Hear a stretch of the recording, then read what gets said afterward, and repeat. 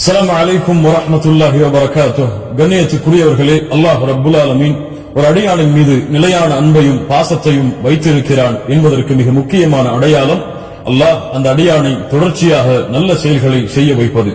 அதை போல அல்லது அதைவிட மேலே ஒரு அடியானின் மீது அல்லாஹ் ரப்புல் ஆலமீன் அன்பையும் பாசத்தையும் வைத்திருக்கிறான் என்பதற்கு மிக முக்கியமான அடையாளம் அல்லாஹ் ரப்புல் ஆலமீன் பாவங்கள் செய்ய விடாமல் அவனை தடுப்பது. ஆம், பாவங்கள் செய்ய விடாமல் அல்லாஹ் தடுத்தால் அல்லாஹ் ரப்புல் ஆலமீன் அவன் மீது உண்மையான அன்பை வைத்திருக்கிறான் என்பதற்கு வெளிப்பாடு அதுவே. கண்ணியத்துக்குரியவர்களே, இந்த உலக வாழ்வில் மூமினை அல்லாஹ் ரப்புல் ஆலமீன் சோதிப்பதற்காக பல சோதனைகளை இந்த உலகத்திலே வைத்திருக்கிறான்.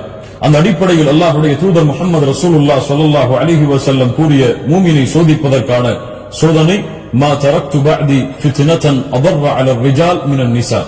எனக்கு பிறகு என் சமூகத்துடைய ஆண்களை வழிகெடுப்பதற்காக எதையும் நான் விட்டுச் செல்லவில்லை, பெண்களை தவிர என்று அல்லாஹ்வுடைய தூதர் ஸல்லல்லாஹு அலைஹி வஸல்லம் பெண்களுடைய சோதனையை குறித்து எமக்கு எச்சரிக்கை செய்தார்கள்.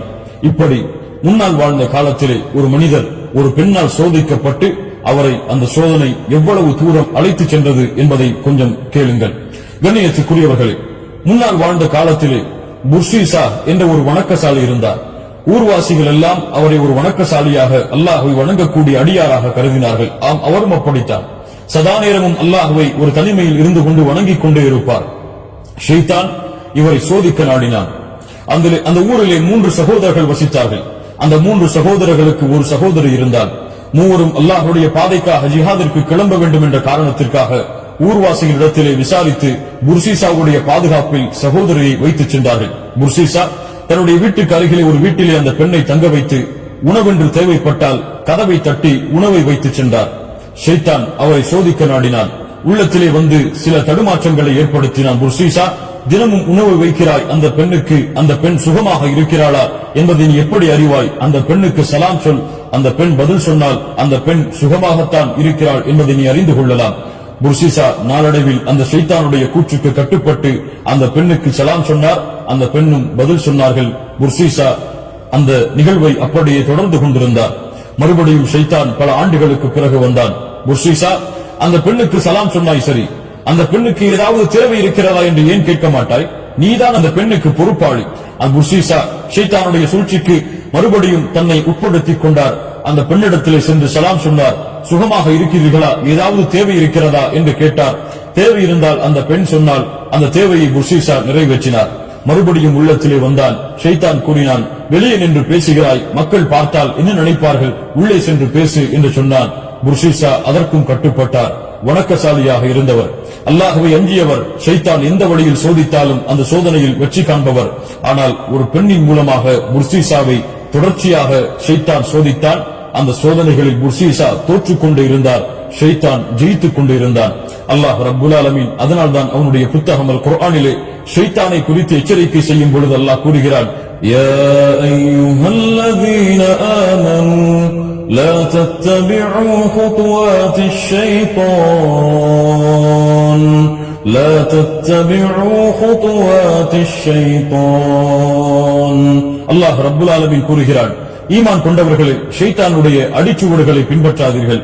ஒரு அடி எடுத்து வைப்பீர்கள், ஷைத்தானுக்கு கட்டுப்பட்டு அடுத்த அடியை எடுக்க வைக்க சொல்லுவான். அடுத்த அடி எடுத்து வைப்பீர்கள், அதனுடைய விபரீதத்துடைய எல்லைக்கு அவன் உங்களை அழைத்துச் சென்று விடுவான். அதனால் ஷைத்தானுடைய அடிச்சுவடுகளை பின்பற்றாதீர்கள் என்று அல்லாஹ் ரப்புல் ஆலமீன் மூமின்களுக்கு அறிவுரை செய்கிறான். புர்சீசா ஷைத்தானுடைய அந்த சூழ்ச்சிக்கு கட்டுப்பட்டு கொண்டே வந்தார். ஷைத்தான் தனிமையில் பேசிய புர்சீசாவை தவறான செயலை செய்யும்படி ஏவினான். புர்சீசாவும் அந்த பெண்ணிடத்திலே தவறான முறையில் நடந்து கொண்டார். தவறான முறையில் நடந்து கொண்ட காரணத்தால் அந்த பெண் குழந்தையும் பெற்றெடுத்தாள். புர்சீசாவை ஷைத்தான் சோதனைகளை கொண்டு தொடர்ந்து தாக்கினான். மறுபடியும் உள்ளத்திலே வந்தான். புர்சீசா, உன்னுடைய தவறான செய்கையின் காரணமாக அந்த பெண் குழந்தை பெற்றுவிட்டாள். அந்த குழந்தை இருந்தால் உன்னுடைய தவறு மக்களுக்கு மத்தியிலே அடையாளம் காட்டப்பட்டுவிடும். அந்த குழந்தையை கொலை செய் என்று ஏவினான். ஷைத்தானுக்கு கட்டுப்பட்டு புர்சீசா அந்த குழந்தையை கொலை செய்தார். குழந்தையை கொலை செய்து விட்டாய், அந்த தாய் உயிரோடு தான் இருக்கிறாள். அந்த பெண்ணை நீ கொலை செய்யவில்லை என்றால் உன்னுடைய குற்றம் உலகத்திற்கு எடுத்து காட்டப்படும் என்று மறுபடியும் தூண்டினான். மறுபடியும் ஷைத்தானுக்கு கட்டுப்பட்டு அந்த பெண்ணையும் கொலை செய்து புதைத்தார் புர்சீசா. கண்ணியத்துக்குரியவர்களே, ஒரு சாதாரண சலாமை கொண்டு தன்னுடைய தவறை ஆரம்பித்தவர் அந்த தவறு ஒரு பெண்ணுடைய சூழ்ச்சியால் ஷைத்தானுடைய வழிச்சுவடுகளை பின்பற்றியதால் அவரை எவ்வளவு தூரம் எல்லையை கடக்க வைத்து ஒரு பெண்ணை கொலை செய்யும்படி அவரை தூண்டியது என்று பாருங்கள். ஷைத்தானுடைய சோதனை இன்னும் நிற்கவில்லை. ஷைத்தான் அவனுடைய ஒரு நாட்டத்தை நிறைவேற்ற அந்த சோதனையை இன்னும் தொடர்ந்து கொண்டிருக்கிறான். வெளியூருக்கு சென்ற அல்லாஹ்வுடைய பாதைக்காக சென்ற அந்த 3 சகோதரர்களும் திரும்பி வந்தார்கள். சகோதரியை தேடினார்கள். புர்சீசாவுடைய குற்றம் வெளியே வந்தது. எப்படி வெளியே வந்தது? புர்சீசா இதற்கு பிறகு என்ன சோதனைகளை கொண்டு சோதிக்கப்பட்டார், அவருடைய எல்லை எவ்வளவு தூரம் சென்றதென்பதை பார்ப்போம். வெளியூருக்கு சென்ற அந்த 3 சகோதரர்களும் திரும்பி வந்தார்கள். தன்னுடைய சகோதரியை தேடிச் சென்றார்கள். சகோதரி இல்லை. புர்சீசாவை அணுகி கேட்டார்கள். புர்சீசா சொன்னார், அந்த பெண் நோய்வாய்ப்பட்டு மரணித்து விட்டார் என்று. புர்சீசாவுடைய உண்மையை ஏற்றுக்கொண்டு அந்த 3வரும் திரும்பினார்கள். ஷைத்தான் அந்த 3வருடைய கனவில் வந்தான். உண்மையை எடுத்து காட்டினான். அந்த பெண் அடக்கமாகிய இடத்தையும் எடுத்து காட்டினான். 3வரும் சென்று பார்த்தார்கள். உண்மையை அறிந்து கொண்டார்கள். புர்சீசா என் சகோதரியை கொலை செய்து விட்டார் என்று. புர்சீசாவின் மீது உள்ள கோபத்தை வெளிக்காட்டுவதற்காக புர்சீசாவுடைய வணங்குமிடத்தை இடித்தார்கள். புர்சீசாவை மக்களுக்கு முன்னால் அழைத்து வந்து உண்மையை வெளிப்படுத்தி அனைவரும் அடித்து அவரை தாக்கினார்கள். அந்த நேரத்திலே ஷைத்தான் வந்தான். புர்சீசா, நான் யார் தெரியுமா? புர்சீசா சொன்னால், எனக்கு தெரியாது, நான் தான் உன்னை வழிகெடுத்தவன். அப்படியா? நான் எப்படி உன்னை வழிகெடுத்தேனோ அது போன்று உன்னை ஒரு இப்படிப்பட்ட சோதனையிலிருந்து உன்னை பாதுகாக்கிறேன். ஒரே ஒரு செயலை செய்ய வேண்டும். இவ்வளவு செய்துவிட்டேன், என்ன அந்த ஒரு செயல்? ஷைத்தான் சொன்னான், எல்லாவற்றையும் செய்தாய், ஒரே ஒரு செயலை செய், எல்லாவற்றிலிருந்தும் உனக்கு பாதுகாப்பு. எனக்கு சுஜூது செய். அல்லாஹ் அக்பர். அல்லாஹ்வை வணங்கிக் கொண்டிருந்த ஒரு அடியான், அல்லாஹ்வுடைய வணக்கத்திலே இன்பத்தை கண்டு கொண்டிருந்த ஒரு அடியான் ஷைத்தானால் சோதிக்கப்பட்டார். மிகப்பெரிய இக்கட்டிலே இருக்கிறார்.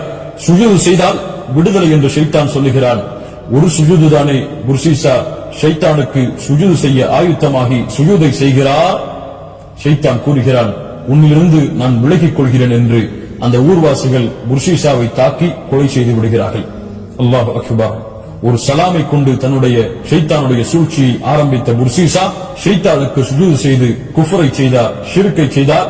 ஷிர்குடைய நிலைமையில் மரணித்தார். யா அல்லாஹ், ஷைத்தானுடைய சோதனையை பாருங்கள், ஷைத்தானுடைய சூழ்ச்சியை பாருங்கள். அல்லாஹ் ரப்புல் ஆலமீன் இந்த சோதனையிலிருந்து தப்பிப்பதற்காகத்தான் அல்லாஹ்வை அஞ்சிக் கொள்ளுங்கள், ஷைத்தானுடைய அடிச்சுவடுகளை பின்பற்றாதீர்கள் என்று அல்லாஹ் ரப்புல் ஆலமீன் கூறுகிறான். புர்சீசாவுடைய வாழ்வு நாம் எல்லோருக்கும் பாடமாக படிப்படையாக அமைய வேண்டும். கண்ணியத்துக்குரியவர்களே, ஷைத்தான் ஒரு சிறிய தவறைத்தான் செய்யுமாறு ஏவுவான். சிறிய தவறுதானே என்று ஆரம்பிப்போம். அந்த தவறு எம்முடைய எல்லையை கடக்க வைத்து எவ்வளவு தூரம் எம்மை அழைத்துச் செல்லும் என்று எமக்கு தெரியாது. அல்லாஹ்வை அஞ்சிக் கொள்ளுங்கள். அல்லாஹ்வை அஞ்சக்கூடியவர்கள் எல்லா நிலையிலும் அல்லாஹ்விடத்திலே வெற்றியாளர்களாக கருதப்படுவார்கள். அல்லாஹ் ரப்புல் ஆலமீன் கூறுகிறான், மன் ஹஷியர் ரஹ்மான பில் கைப், மன் ஹஷியர் ரஹ்மான பில் கைப் ஜாஅ பிகல்பின் முனீப் உத்குலூஹா பிஸலாம் உத்குலூஹா பிஸலாம் ذلك اليوم الخلود.